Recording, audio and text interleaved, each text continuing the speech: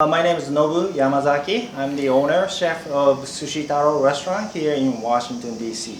I'm MASAYA KITAYAMA, executive chef of the Sushi Taro.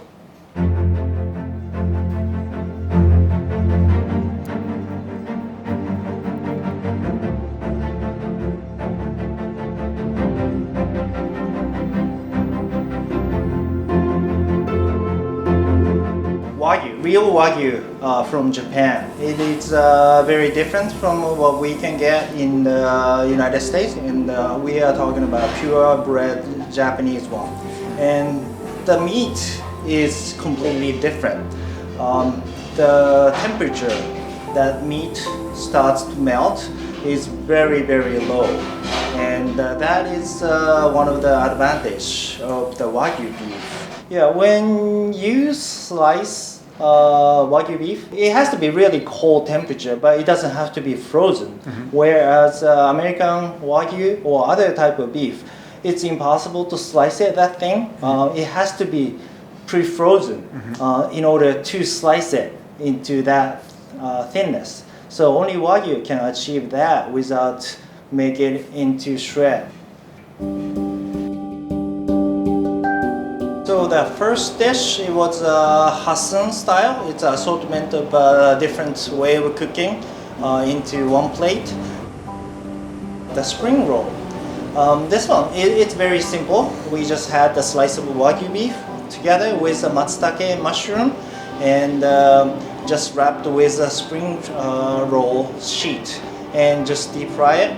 But by wrapped with the sheet, the aroma from the Matsutake mushroom, that really is concealed inside of it, and also the fattiness of the Wagyu is absorbed into the mushrooms.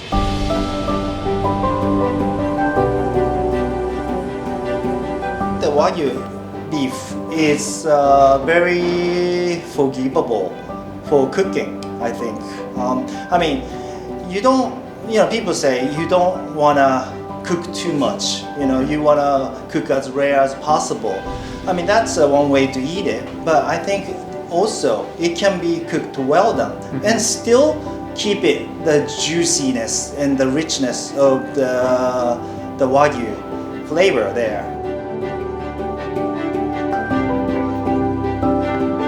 We chopped up the sort of a cut-off meat of the Wagyu.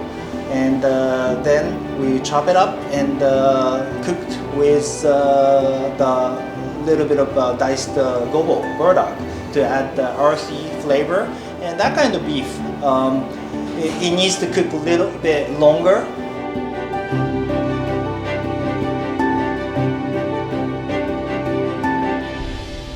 The Wagyu beef means sous vide cooked, but it's not too long time, about less than 2 hours. Then it's a low temperature, but well done cook. Wagyu beef is very pure taste, doesn't have big, the flavor. This time we served with the suppon, the snapping taro soup.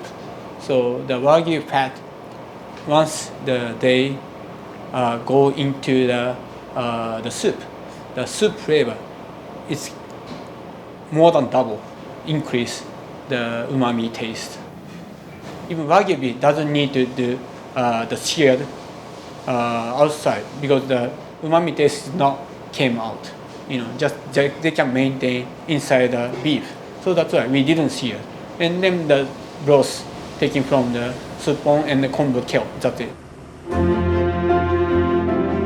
For this sushi, because of the Wagyu, such a the name is luxurious beef, so we wanted to add more of that high-end ingredient and just to let the ingredients speak for itself. When you have the seared sushi, the mostly you see the torch, the gas torch over it, but by using the charcoal on top, you are just free of the gas smell, but adding enough heat from the top to just make it nicely seared. Topped with a bit of the paste of the truffle with nori, and of course the slice of truffle to top it off. I think the texture is totally different than other meat. Once you eat raw, the texture is starting, once you bite, it's starting melting in your mouth.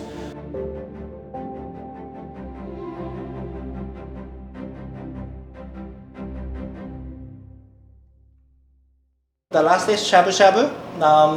This one also very authentic style of cooking. So just swoosh it for like 3 to 5 seconds and dip it into the crab sauce, and that would just add so much more flavor to the beef, but not overwhelming. It just actually goes really well.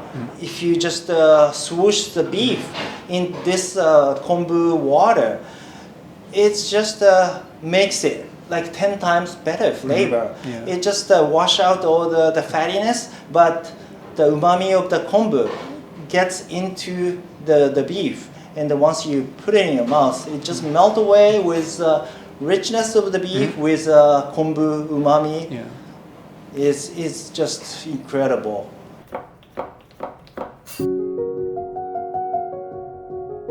The udon noodle, they can absorb the, today we use the kombu, and after shabu-shabu, umami. So those umami into the noodle, especially if you use the Wagyu beef udon, oh my gosh, become a luxury noodle.